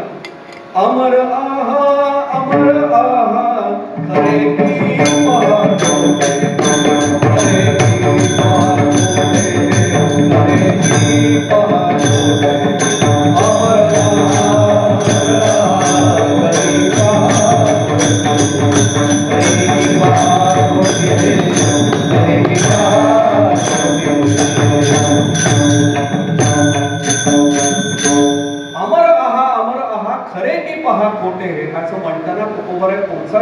महत्वाचा सांगतात, जो या अभंगाच्या भूमिकेला बळकटी देणार आहे. न म्हणा देह माझा ऐसा मग भरवसा गळे. न म्हणा देह माझा ऐसा. हा देह माझा आहे मी म्हणायचं थांबवतच नाहीये. देहाचा पालट होणार आहे कुठला? देहाचा पालट विठोबाची भेटी जर आम्ही एकीकडे म्हणतोय, तर आमच्यासाठी थोडस काम अवघड आम्हीच करून ठेवतो. मी समजायलाच तयार नाहीये. मी म्हणजे कोण? मी म्हणजे देह, देह म्हणजे मी. ही सांगड जोपर्यंत सुटत नाही ना, तोपर्यंत ही गडबड सगळी चालू आहे. एक सहज दृष्टांत सांगतो, म्हणजे माझी नेमकी काय भूमिका या मागची आपल्याला कळेल. एक विद्वान एका राजाला भेटायला येतात. मला राजाचे दृष्टांत फार आवडतात बरं. तुमच्या लक्षात येईल मी अनेकदा राजांचं दृष्टांत वापरतो. लोक लहानपणी राजा राणीची गोष्टी ऐकायचे बघा, मुलांना ते कळतं लगेच. तसं माझ्यासारख्या सामान्य जनजीवाला राजाचं दृष्टांत म्हटलं की तो लगेच कळतो, सोपं वाटतं. एक विद्वान गृहस्थ राजाकडे आले आणि खरंच विद्वान होते. हो का पंडित शहाणा तसं नव्हता, खरंच खऱ्या अर्थाने पंडित म्हणता येईल. हल्ली पंडित म्हणताना सुद्धा बाई भीतीच वाटायला लागली. कोणालाही लोक हल्ली पदव्या लावायला मोकळे झाले. सहज माझं बोलण्याचं मगाशी राहिलं. बाईकडे आता फायदा लक्षात आला. पुण्यातले किती असतात. आजच ज्यांचा देह ज्यांनी सोडला, नेमकी एकादशीच त्यांनाही मिळाली. छत्रपतींच्या चरणाशी ज्यांनी स्वतःचं जीवन समर्पित केलं होतं, त्यांना छत्रपतींनी पुण्याचा आशीर्वाद नसेल दिला असं होऊच शकणार नाही. त्यामुळे वैकुंठवासी बाबासाहेब पुरंदरे यांनाही नेमकं एकादशीलाच, म्हणजे कालही स्मार्त एकादशी होती आणि आज भागवत एकादशी. त्यामुळे एकादशीची पर्वणी मी कीर्तन केल्यानंतर सुद्धा साधेल की नाही खात्री नाही, पण त्यांना ज्या अर्थी साध्य झाले देहाचा पालट विठोबाची भेटली. आणि मला खात्री आहे छत्रपतींनी त्यांना वरती आता त्यांच्या चरणाशी बसवून घेतलं असेल. एवढं बाबासाहेबांचा अधिकार नक्की होता. मला भाईंच्या उपस्थितीत सुद्धा त्यांच्याबरोबर 2-3 तास गप्पा मारता आल्या होत्या. भाई ते स्मरण कधी आपण विसरू शकणार नाही. मी एवढ्यासाठी सांगतो की तो विद्वान खरंच विद्वान होता आणि त्यांनी राजाबरोबर शास्त्रार्थ केला. राजाबरोबर शास्त्रार्थ करणारे विद्वान आता कमी झाले. 10% कुठे काय मिळेल का त्याच्यामध्ये पुढे जाणारे आता विद्वान खूप वाढले. ते सुज्ञ आहेत आणि पत्रकार आहेत स्वतः, ते त्यांना कळेल मी काय म्हणतो ते. हा विद्वान तसा नव्हता, खरंच शास्त्रार्थ केला सगळं. आणि राजाही त्याच तोलाचं होतं. शास्त्रार्थ झकास रंगला. दरबारातले विद्वान सगळे चाट पडले. राजाचंही काय ज्ञान आहे, त्या पंडितांचंही काय ज्ञान आहे. आणि राजा खुश झाला. एक सांगू आपल्याला, राजाची पूजा त्याच्या राज्यात होतेच हो. स्वदेशे पूज्यते राजा, पण विद्वान सर्वत्र पूज्यते. सर्वत्र पूजा होते. याची पूजा तिने केली राजाने. आणि राजाने त्याला एकच प्रार्थना केली, महाराज तुमच्याशी चर्चा केली आणि इतका आनंद झालाय. काय ज्ञान आहे तुमचं. असा पंडित, असा व्यासंगी मनुष्य माझ्या राज्यात राहिला तर मला खूप आनंद होईल.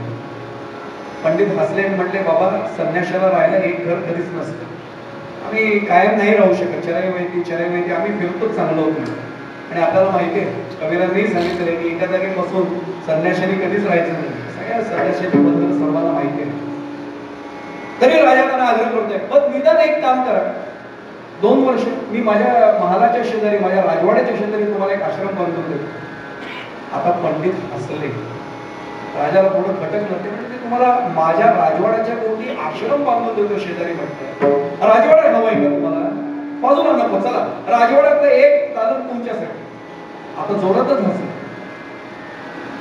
पुन्हा एकदा आठवण करून देतो, आपला विषय चाललाय देहाचा पालट विठोबाची भेट. आपल्याला तिथे जायचे. आज प्रबोधिनी एकादशीचं हेच प्रबोधन माझ्या मनात खरं घडलं पाहिजे की मला विठोबाची भेटी हवी.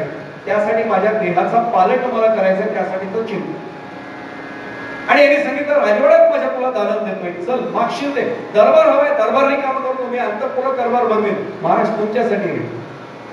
तो हसला पुन्हा. राजा थोडं वैतागला. महाराज हात जोडून विचारतो, मला तुमच्याबद्दल परम आदर आहे, तुम्ही हसताय. म्हणजे राजा टिंगल नाही करते मी तुझी, पण तुझं बोलणं आतापर्यंत शहाण्या माणसाचं होतं, अचानक कसं काय बदललं म्हणलं. राजाला आता कळेल ना की काय चुकलो म्हणलं. आतापर्यंत शहाण्या माणसासारखं बोललो, आता काय वेळेपणा बोललो. म्हटलं राजा तू याला काय म्हणतोयस? म्हणजे राजवाडा. राजवाडा आहे हो म्हटले. राजा आता शास्त्रार्थ केलाच आहेस म्हणून तुला मोकळेपणाने विचारतो, विचारा म्हणजे एकच प्रश्न आहे, मोकळेपणाने उत्तर द्यायची, देणार ते राजा. एक प्रश्न विचारतो, तुझ्या राज्यामध्ये जे तीर्थयात्रेला जातात एखादं उत्तर भारतातल्या दृष्टांत आपण महाराष्ट्रात आहोत, वेगवेगळी तीर्थक्षेत्र आहेत, देऊळ असेल, आळंदी असेल, पंढरपूर असेल, हे लोक जेव्हा तिथे तीर्थयात्रेला वारीला जातात ते आपापल्या घरांना चाका लावून जातात. त्या रे राजा काय महाराज बोलताय, आतापर्यंत तुम्ही मला म्हणतात की आतापर्यंत बरे बोलत होतात, आता काय झालं, आता तुम्हाला काय झालं? म्हणजे मला काहीच नाही झालं. मी विचारलं तिथे लोक राहतात कसे, मार्गावर राहतात, त्या घराला चाका लावून घेऊन जातात. काय चेष्टा करते म्हटले महाराज, मी पण धार्मिक आहे, तुमच्या लक्षात आलंच असेल. ते म्हणजे राजा आता तू स्वतःलाच म्हणायला लागलास मी धार्मिक आहे, तेव्हा मला कळलंय बरंच काही. वाक्याचा अर्थ आपल्याला लक्षात आला असेल, मी धार्मिक आहे असं तू स्वतःकडेच बघून म्हणतोयस, कळतंय म्हणजे मला हे. पण राजा म्हणे काय करतो, त्यांच्यासाठी काय करतो? धर्मशाळा बांधल्यात म्हणले तिथे. राजा धर्मशाळा चांगल्या स्थितीत, उत्तम स्थितीत आहेत म्हणले, अहो घरात नसतील एवढ्या सोयी केल्या. राजा एक प्रश्न विचारू, हे जे यात्रेकरू जातात त्या धर्मशाळेत राहतात, त्यांना जर ती धर्मशाळा आवडली तर ते कायम तिथेच राहतात. काय कमाल करते म्हटले महाराज, देऊळ गेली, दर्शन झालं, छान तुकोबांचा आशीर्वाद घेतला, भंडाऱ्याकडे जातील, भंडाऱ्यावर गेले, पुढे आळंदीला पुन्हा जातील, आळंदीला जाते, पंढरपूरला जातील, तिथलंही झालं दर्शन म्हणे छान, घरी येतील म्हणे परत. हसला राजा, त्याला काय म्हणतोस तू, ते छान बांधलेस ना, म्हणजे धर्मशाळा. बरोबर, नंतर बोलतो मी. राजा तू जन्माला आलास तेव्हाच तू पहिल्यांदा राजेपद पहिल्यांदा अस्तित्वात आलं का? महाराज या म्हणजे तुम्हाला आता दाखवतोस म्हणून तरी दरबारात एक एक फोटो दाखवायला सुरुवात केली. हे आमचे पणजोबा, हे आमचे आजोबा, हे आमचे वडील. कोण होते म्हणले ते म्हणजे राजे होते. कुठे बसायचे? तिथेच म्हणले. राजा रागवू नकोस, काही वर्षांनी इथे कोण बसणार आहे? महाराज प्रश्न कळला म्हणले, काही वर्षांनी मलाही हा देह सोडून जायला लागणारच आहे, तेव्हा कोण दुसरा नाही बसणार, माझा मुलगा बसेल म्हणे. काय हसले ते म्हणजे राजा तिकडे ज्या तीर्थक्षेत्राला बांधल्या त्यांना तो राजवाडा का नाही म्हणला असेल एवढ्या सोयी? तिथला यात्रेकरू येतो, काम झाल्यावर निघून जातो. राजा राजवाडा म्हणतेस तू याला? इथे सुद्धा तुझे वडील होते, ते राज्य करत होते, आता तू करतोयस, काही वर्षांनी तूही जाशील, तुझा मुलगा इथे येईल, तरी तू राजवाडा म्हणतोयस याला? महाराज खाडतात आहे, हा हे धर्मशाळा आहे. राजा त्या धर्मशाळेबद्दल बोलतच हे काय म्हणतात, लोक याला राजवाडा समजतात, मी असं आहे, मी राजभिंड आहे. ते म्हणजे तो वर्ण येतो, तो इथे राहतोय म्हणून त्याला राजवाड्याचा आपला स्वरूप आहे. त्याची इच्छा आहे तोपर्यंत तो राहतो, इच्छा झाली की बाहेर पडला. तो बाहेर पडला की होतं काय, याचा अर्थ हा सुद्धा धर्मशाळाच आहे. तो आता देहूमध्ये आलाय, नंतर तो आळंदीला जाईल. आपल्याला कल्पना आहे सर्वांना, हे उपजे आणि नाशे, नाशिले ते पुनरपी दिसे.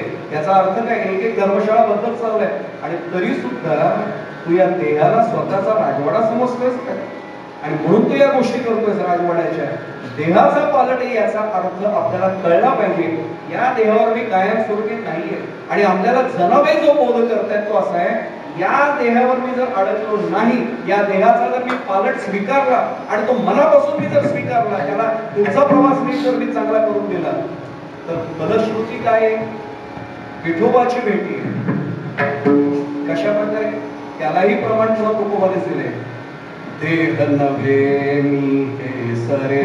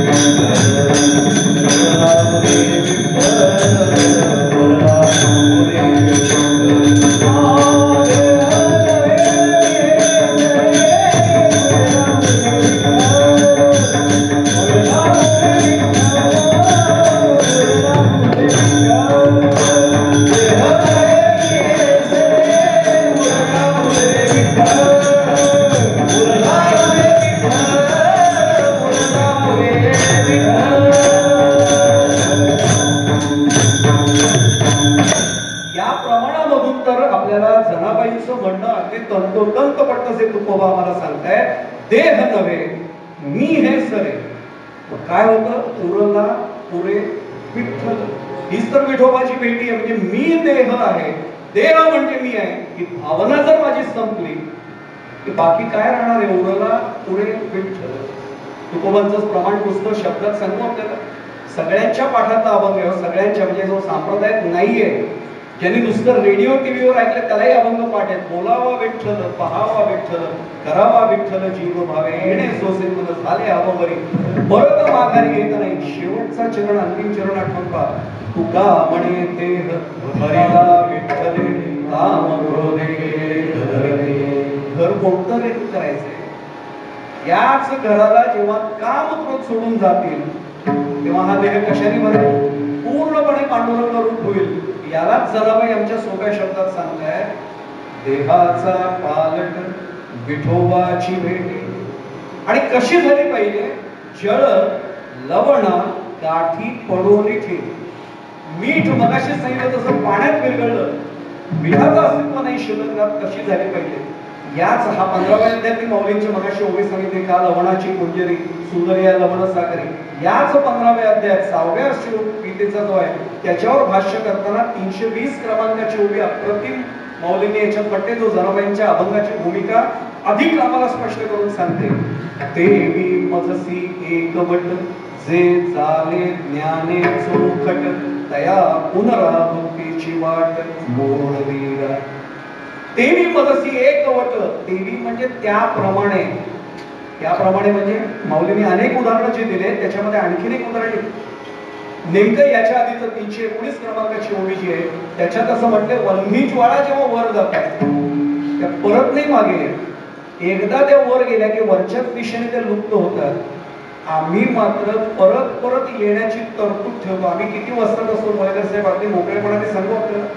तुकोबा आम्हाला सांगतात काय, देवाला ठणकावून सांगतात, अरे एकदा तुका म्हणे गर्भवासी सुखे घालावे आम्हासी, तुकोबानीच म्हणा.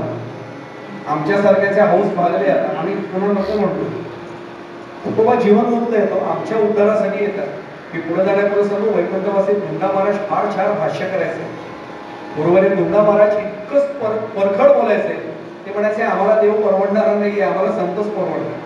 आम्हाला तुकोबारायच लागतात, आम्हाला माऊली लागतात, आम्हाला शांती ब्रह्म एकनाथ महाराजच हवे, आम्हाला निळोबाराय सावतोबा गोरोबा काकाच पुरतात. ते म्हणजे भगवंत आम्हाला परवडण्यासारखं नाहीये. लहान असायचो कीर्तन ऐकताना की आपला हसायचं म्हणणार आहे, देव परवडणार नाहीये. ते म्हणजे देव येतो तो दोनच कारणासाठी येतो, एक विरोधी भक्ती करणाऱ्यासाठी संपवायला, परित्राणाय साधून सज्जनांच्या रक्षणासाठी, आणि आता दुष्टांचं निर्दालन करण्यासाठी. आणि मग धुंडा महाराज हळूच प्रश्न विचारायचे, बसलेल्याने फक्त म्हणे विचार करा की आपण सज्जन होत का दुर्जन होत. आता कोण म्हणणार मी दुर्जन आहे म्हणून आणि कोण म्हणणार मी सज्जन आहे म्हणून. ते म्हणायचे, बघा मी तुम्हाला उदाहरण देतो, सज्जनांची 2 नावं सांगतो फक्त. भक्त प्रल्हाद, ध्रुवबाळ, देवर्षी नारद मुनी.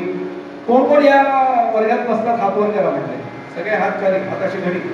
कोण भक्त प्रल्हाद आहे की कडवड भक्ती करतोय आपण सोयीने करतो. उकळत्या तेलात टाकल्यानंतर सुद्धा नाम न सोडणारा, कड्यावरनं खाली ढकलून दिलं तरी नाम न सोडणारा, एवढा भक्त प्रल्हाद मी नाही ना. तो त्याच्यासाठी येईल, ध्रुवबाळासाठी येईल. ते म्हटले आमच्यासाठी येणार नाही, आणि आम्ही एवढं दुर्जन पण नाही म्हणले. कंस होत का म्हणले आपण, नाही होत. रावण होत का, असाल तर हात वर करा म्हणायचे.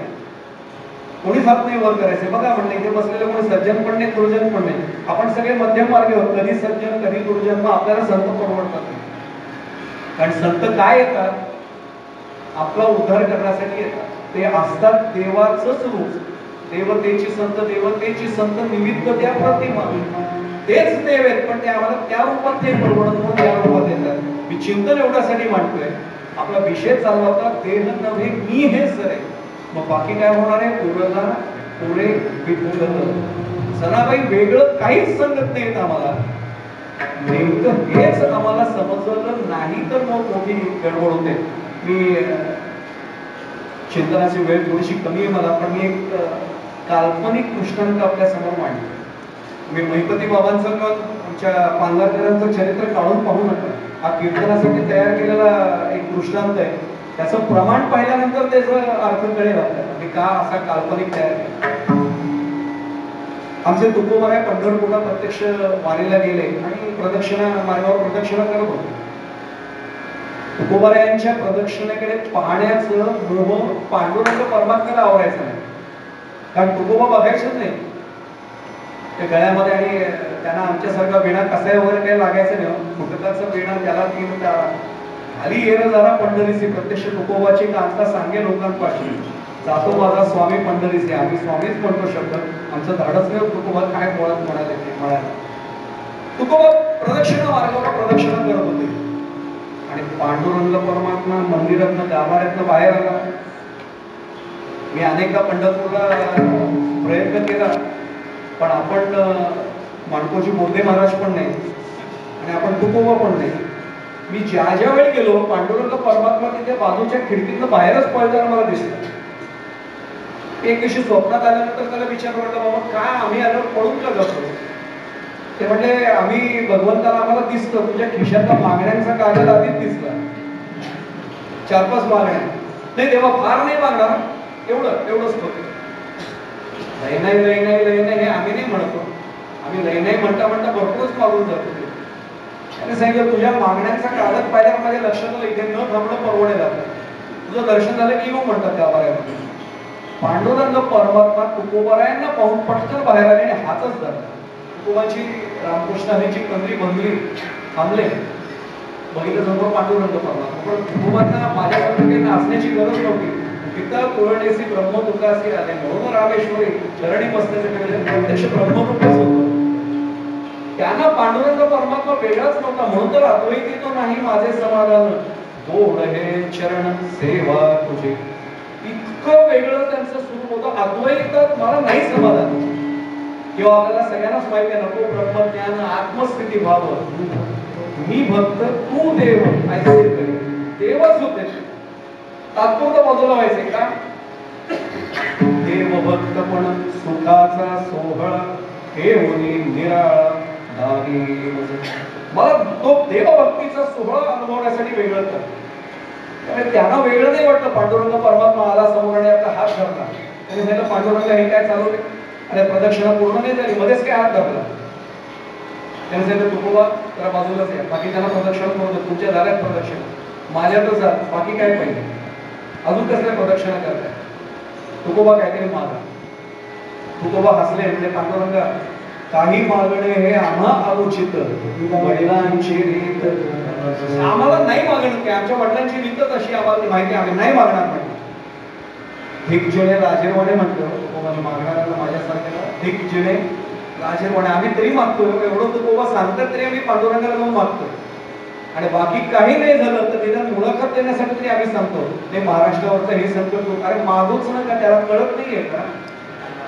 ज्या पांडुरंग परमात्म्याला सर्वच समजतं त्याला जेव्हा मी सांगायला जातो हे दे, तेव्हा मी त्याच्यावर अविश्वास दाखवतो, हेच मला कळत नाही ना. जे माझ्यासाठी मला मगाचा अभंग जो सांगितला ना अद्वैत, त्याच्यात काय म्हटलंय? करुणी उचित ते मज दान आवडे कीर्तन नाम तुझे. मला उचित करणे ते दान दे, तोपर्यंत नको दिवस नाही. ही ज्यांची मागण्याची रीत. भगवंता नाही मागणार, पांडुरंग हात सोड. ते म्हणते नाही, आज हट्टच आहे माझा. ते म्हटलं हट्ट असं आहे? हो म्हटलं हट्ट असं आहे. पांडुरंगा नाही पुढे जाऊ नका, नाही पुढे जाऊ नका, वाटच अडवली म्हटली. भगवंत तुला काय मागच्या जन्मी तू त्या गोपगोपिकांची काय मागच्या अवतारात करायचा, वाट अडवायचा, तसं चाललंय का? काही समजा मी आज सोडणार नाही म्हटलं. ठीक आहे म्हटलं, देवा मागतोच आहेस, एकच काम कर. देवा आता ऐसा करी उपकार, देवा करी उपकार, देवा ऐसा करी उपकार,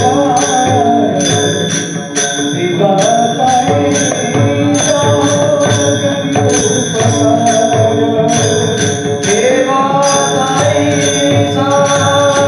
Hari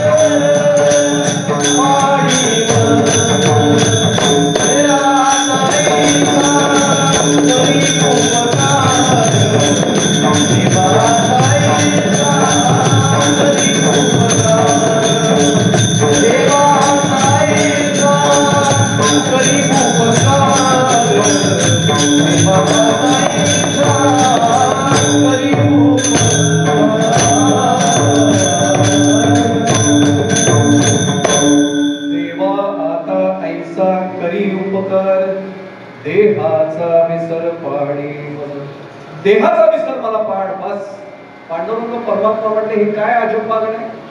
अरे एक सत्यनारायणाची पूजा घातली तर लोक मागतात रूपम देही जयम देही 10 मागण्या असतात आणि नुसतं आपल्यासाठी नाही द्विपद चतुष्पद सहितानाम सकुटुंबानाम सपरिवारानाम हे फक्त आडनावानी पुरोहित मला पौरोहित्य नाही करता येत पण सर्वांना हा संकल्प बरोबर पाठ असतो की ते सांगा. हा गुरुजी ते मागणं राहिले म्हणतात तेवढं मागून घ्या तर केली कशाला पूजा म्हणतात. एक पूजा घातल्यानंतर रूपम देही जयम देही आणि तुकोबा सांगतायत देहाचा विसर पाडी मज काय रहस्य आहे. तुकोबा मी जनाबाईंच्या वर्गाची भूमिका बहुतेक नंतर आता 400 वर्षांपूर्वी नंतर 300 वर्षांनंतर जनाबाईंच्या ती पूर्ण केली आणि देहाचा विसर का पाडायचा किंवा देहाचा मार्ग विठोबाची भेटी का म्हणायचं त्याचं उत्तर तुकोबा त्या अभंगामध्ये देतात. तरीच हा जीव सुख पावे माझा अरे केशराचे कळलं. आता सुख पावे माझा म्हणजे काय होणं. बंगला मिळतो गाडी मिळते. मी मागेच सांगितलं होतं की आमची प्रतिज्ञा तुकोबांच्या पेक्षा भिन्न असते. तुकोबा म्हणतात घेईन मी जन्म यासाठी देवा तुझी चरण सेवा. आम्ही म्हणतो घेईन मी जन्म यासाठी देवा नवीन बंगला बांधावा नवीन गाडी घ्यावया. आम्हाला त्यासाठी जन्म हवाय पुन्हा म्हणून आमचा जन्म मागणं आणि तुकोबांचा जन्म मागण्याच्या जमीन आसमानाचा फरक आहे. तुकोबा जनाबाईंच्या याच अभंगाचं रहस्य आपल्या याप्रमाणे अभंगात सांगतात. तरीच हा जीव सुख पावे माझा. सुख केव्हा मिळेल. देहाचा विसर पाडी मज. जनाबाई वेगळं काय म्हणतात. देहाचा पालट विठ्ठलाची भेटी किंवा विठोबाची भेटी आणि ती कशी झाली पाहिजे. जळ लवणा गाठी पडोनी ठेवी. ते पहिल्याच चरणावर आहेत का पण वेळ माझी संपत आली. मी 2 मिनिटं फक्त भजन फक्त करून एक दृष्टांत फक्त शेवटी अभंगाची भूमिका घरी जाताना स्पष्ट डोक्यात होण्यासाठी एक दृष्टांत फक्त समोर ठेवतो. 2 मिनिटं फक्त भजन आपण करू.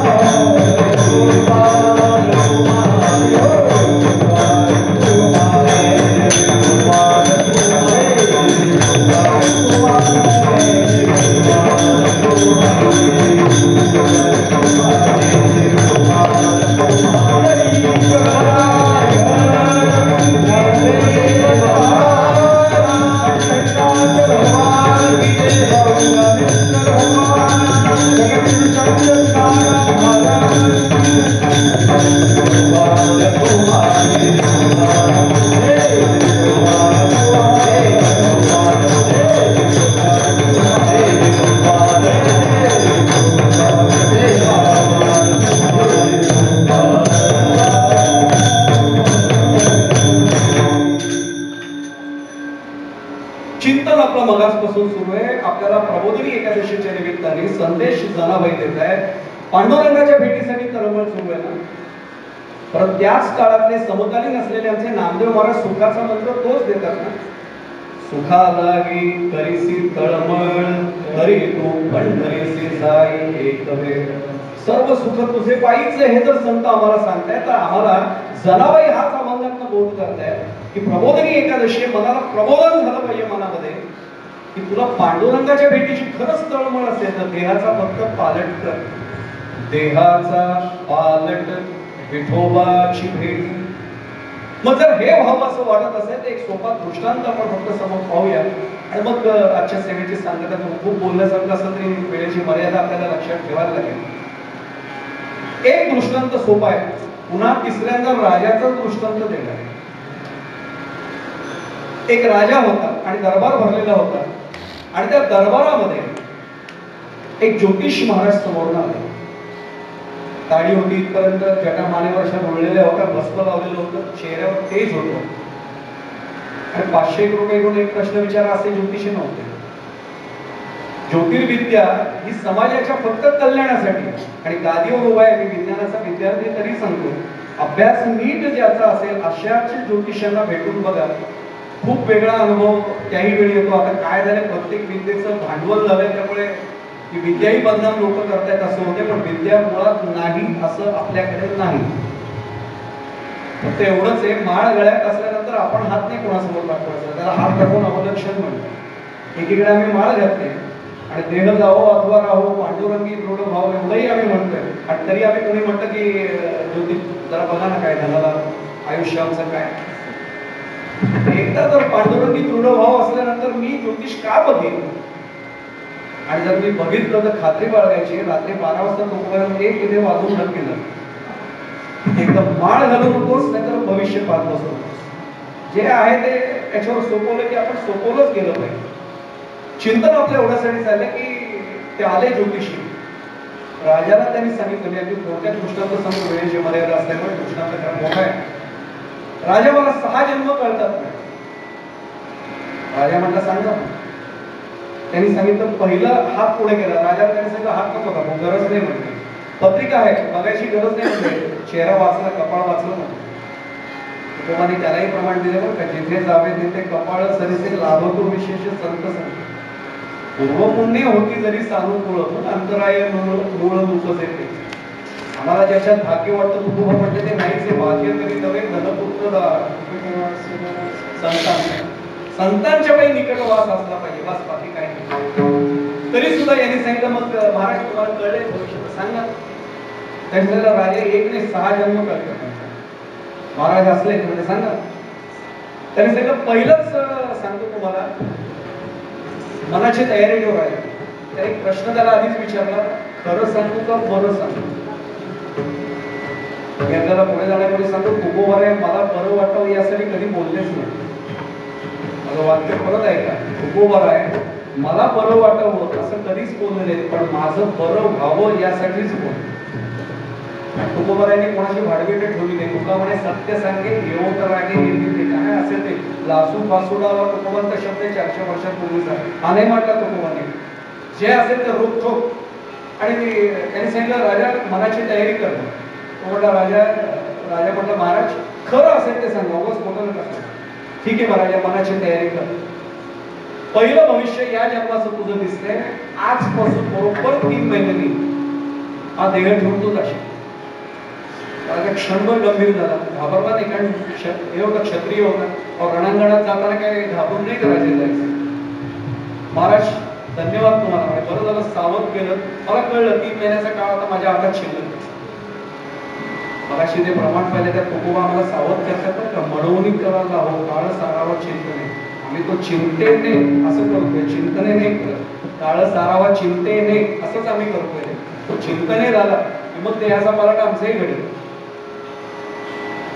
त्यांनी सांगितलं ठीक आहे. राजांनी सांगितलं पहिला जन्म कळला. दुसरा ते म्हणजे राजा अजून मग जरा थोडं घटकट कर, पुढचा जन्म तुझा एका भुईकिड्याचा आहे.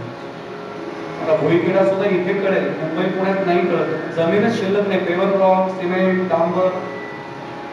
तिथं नेहमी भाई सांगतो, श्रीमंत माटेंचं एक वाक्य छान, ते रस्ते डांबरी झाले आणि मामा ते म्हणतात माणसं डांबरट झाली. रस्ते डांबरी झाले आणि माणसं डांबरट झाली, हे श्रीमंत माटेंनी म्हटलेलं वाक्य. खरं आहे मला काही माहित नाही, ज्याचा त्याचा अनुभव बघू दे आपण एकदा. त्यांनी सांगितलं की भुईकिडा होशील म्हणजे राजा, 6 महिने जन्म आहे. राजा हसला. राजा वाईट वाटून घेऊन होतो, प्रत्येकाचं प्रारब्ध असतं. कोणाला हरिण व्हावं लागतं, कोणाला सरडा व्हावं लागतं, त्याला इलाज नाही. तुझा जन्म भुईकिडाचा आहे, 6 महिने राहील. ठीक आहे म्हणजे महाराज पुढचं आता चांगलं आहे म्हणे भविष्य.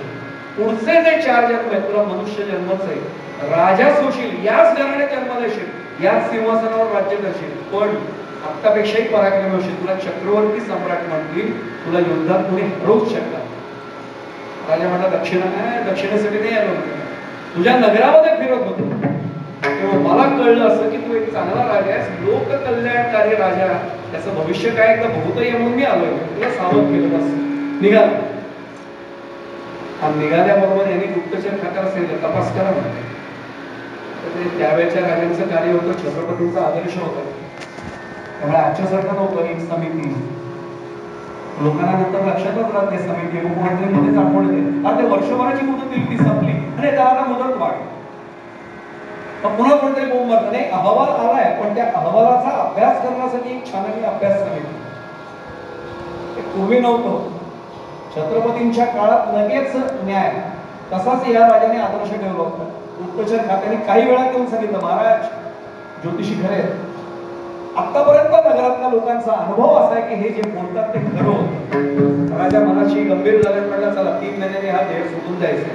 रात्री अंतःपुरात मुलाला बोलवलं, युवराजाला बोलवलं आणि सांगितलं 3 महिन्याने हा देह सोडून मी जाणार. युवराजाच्या डोळ्यात पाणी येणं स्वाभाविक, वडील जाणार हे वडीलच सांगतायत स्वतः.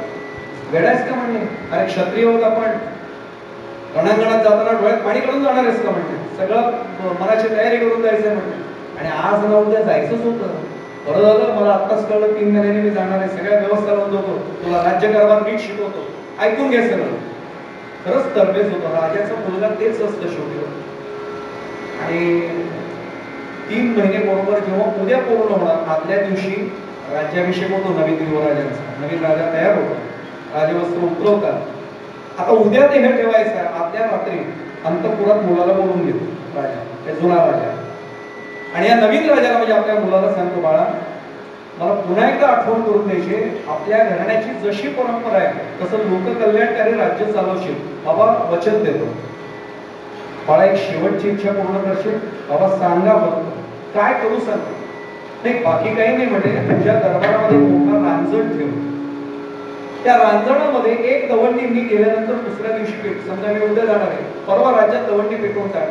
जो कोणी भुई किडा मारून तुझ्या समोर रांजणात टाकेल त्याला 1 सुवर्ण मुद्रा बक्षीस. तुम्हाला बाबा काय इच्छा व्यक्त करताय, तुमचाच पुढचा जन्म तुम्ही सांगितलं ना भुई किड्याचा आहे आणि मारायला सांगू मी, माझ्या वडिलांना येडायस म्हटलं तू, आत्ताच राजा झाला, तुला अजून राज्यव्यवहार कोश कळला नाही म्हटलं. अरे देह कुठला मिळणार आहे 6 महिन्यांसाठी, भुई किड्याचा, तो संपला 6 महिन्यांचा जन्म, तो भुई किड्याचा देह गेला, मला देह कोणाचा मिळणार आहे, मनुष्याचा. भुई किड्याचा देह चांगला का त्याचा पालट होऊन मनुष्य जन्म चांगला, म्हणजे मनुष्य जन्म. मग त्या देहात कुठे ठेवतोस मला, दवंडी पेटवून टाक पडले, बाबा लगेच पेटतो, काय काळजी करू नका. आणि खरंच राजा दुसऱ्या दिवशी गेला. एक सांगू आपल्याला, 5 वर्षापूर्वी माझे वडील गेले होते, बाई साक्षीला आहे. वडील गेल्यानंतर घरात एक पोकळी येतेच. ते भले अंतरुणावर पडलेले असतील, घरातल्या घरात फिरत असतील, ती पोकळी जाणवते की आपले वडील नाही येत आता. आणि ते नेमकं झालं. आणि हा राज्य दरबाराच्या दडपणामध्ये दवंडी पेटवायचं विसरून गेला.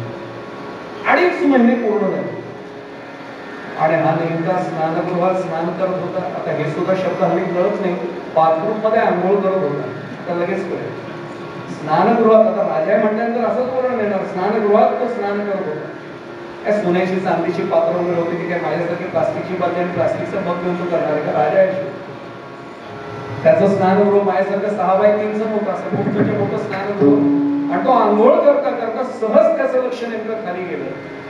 राजवाड्यात सुद्धा बांधकामाची कामं निघतात, त्यामुळे ते फरशीला थोडी फट आली होती आणि त्या मातीत एक हालचाल दिसली आणि पाहिलं पटकन खाली काय एक भुईकिडा वर येत होता. एकदम आठवण झाली, अरे बाबांना दिलेला शब्द नाही आपण पूर्ण केला, दवंडी पिटलीच नाही. इतकं वाईट वाटलं, पटकन म्हटलं हात जोडून वरती, बाबा क्षमा करा, मी सुवर्णमुद्रा वाचवण्यासाठी नाही दवंडी काढली, चुकून राहिली काही गडबडीत. पण बाबा आता स्नान पूर्ण झाल्यानंतर दरबारात जेव्हा जाईल ना, पहिल्यांदा ही दवंडी पेटली, पण शुभस्य शीघ्रम अशुभस्य कालः, मला कुठे सुवर्णमुद्रा घ्यायची, मी देऊन माझ्यापासून सुरुवात करतो. आता तो भुईकिडा बारीक, राजा 6 फूट उंच, आणि बाजूला एक लाकूड बोलीचं मिळालं, खाली बसला गुडघ्यावर त्याला मारण्यासाठी. आणि आवाज आला, अरे किती घाई करतोस, थांब थांब जरा. आवाज ओळखीचा वाटला, कोणी बोललं का, अरे मीच बोलतोय मूर्खा, किती घाई करतोस, थांब जरा, राजा आहे जरा गांभीर्याने वाद. बाबा तुम्ही अगदी बरोबर ओळखलंच म्हणलं. त्यांनी लाकूड टाकला, पहिला नमस्कार केला, बाबा क्षमा मागतो, तुमची शेवटची इच्छा राहिली पण पुन्हा सांगतो मी टाळली नाही, आता करतो, पण मी आता तुम्हाला आमना वेड्या आणि तुमचं घे. अरे 2.5 महिने झाले मी भुईकिड्याचा जन्म अनुभवतोय, पण तुला एक सांगू म्हणते, माझा जन्म या राजवाड्यातच झालाय. इथे लाखो भुईकिडे आहेत, त्या सगळ्यांचा राजा मीच आहे. तुम्ही सगळं उष्ट खाऊन जे खाली टाकताना ते आम्हाला मिळतं, पण बाकीचे कोणी आधी नाही खात. ते म्हणतात महाराज तुम्ही आमचे राजे आहात, तुम्ही आधी घ्या मग आम्ही घेऊ, एवढा मान आहे म्हणले मला. अजून 3.5 महिने हा भुईकिड्याचा देह माझ्या वाट्याला आहे, अजून मीच राजा राहणार आहे. इथे काही अविश्वास ठराव येत नाही, त्यामुळे माझं राजेपद कोणी घालवणार नाहीये म्हणजे. त्यामुळे एक काम कर, आता नको घाई करू, आता राहिलंय ना 3.5 महिने हा देह मला भोगू देत म्हणतो. देह कुठला मिळणार होता त्या लक्षात आलं असेल, चक्रवर्ती सम्राट होणार होता, पण प्रेम मात्र कुठल्या देहावर जडलं होतं असं नाही, पहिल्या देहावर. मी त्या भुईकिड्याबद्दल नाही बोलत आहे. जनाबाई सांगतायत अरे या देहाचा पालट कर, तुला विठोबाची भेटी होणार आहे. आणि तरी मी सांगतो जनाबाईला, जनाबाई तुमचं ठीक आहे, तुम्हाला घ्या काय त्या भेटी करून, मी अजून या देहात मला थोडं राहायचंय, राहू दे, अजून माझं आयुष्य आहे. मी माझ्या देहाचा पालटच करायला तयार होत नाही. कितीही प्रबोधिनी एकादशी साजरा केल्या, कितीही वाऱ्या माझ्याकडनं घडल्या, जोपर्यंत संतांचा संदेशच आम्ही लक्षात घेऊन तसं आचरण करत नाही, मला पांडुरंगाची भेटी कशी होईल. पुन्हा पुन्हा आठवण करतोय, आज प्रबोधिनी एकादशी, माझ्या मनाचं हे प्रबोधन नको व्हायला का आज तरी, की मला जर काय माझा उद्देश, मी वारी का करतोय, माळ का करते, पांडुरंग परमात्म्याशी मला तादात्म्यता हवे, ही तादात्म्यता मला केव्हा मिळेल. जनाबाई सांगतात त्याप्रमाणे देहाचा पालट मग विठोबाची भेटी, नको माझं व्हायला का, ते मला शक्य नाही. पण आपण पांडुरंग परमात्म्याला, रुक्मिणी आईंना, प्रत्यक्ष माऊली तुकोबारायणी त्यांचा अभंग आपण समोर ठेवलाय, त्या जनाबाईंना शरण जाऊया, त्यांनाच प्रार्थना करूया की आमच्यासारख्या जलजीवांना हे आपण शक्य नाहीये, तुम्हीच कृपा करा, कृपावंत व्हा आणि आम्हाला या देहाचा पालट लवकर करण्याची बुद्धी द्या, मार्ग नीट दाखवा, म्हणजे आमची सुद्धा विठोबाची भेटी झाल्याशिवाय राहणार नाही. मी पुन्हा पहिला शब्द सांगतो, पर्याय देताना म्हटलेला, प्राप्त नाही करायचंय, तो प्राप्त आहे, पण आमची भेटी चुकली, ती भेट आमची घडावी, हीच मागणी आजच्या या प्रबोधिनी एकादशीच्या निमित्ताने आपण भगवंताच्या चरणाशी करूया. आणि ती जर कृपा झाली तर देहाचा पालट नक्की होणार आहे, ही खात्री बाळगायला आपल्याला हरकत नाही. एवढं जरी घडलं तरी आज प्रबोधिनी एकादशीतून फार मोठं पुण्य आपल्या गाडीशी मिळालं असं होऊ शकेल. ज्ञानेश्वर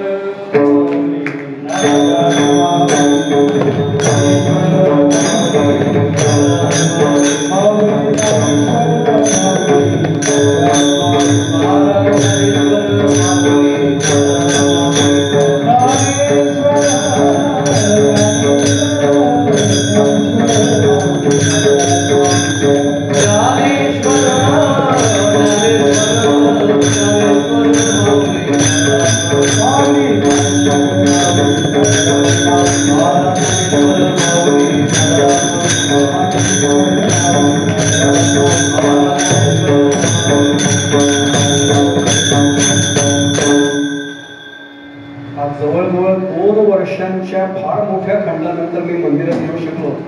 काही औपचारिकपणा म्हणून नाही, पण मी धन्यवाद शब्द तर चुकूनही वापरण्याचं पाप नाही करणार. कृतज्ञतापूर्वक नमस्कार नक्की आपल्या चरणाशी करतो. आपल्यामुळे पुन्हा एकदा या सगळ्या भगवत भक्तांचं 2 वर्षाच्या मोठ्या खंडाने मला दर्शन घडलं. पुन्हा एकदा आपल्या सर्वांच्या चरणाशी नतमस्तक होतो.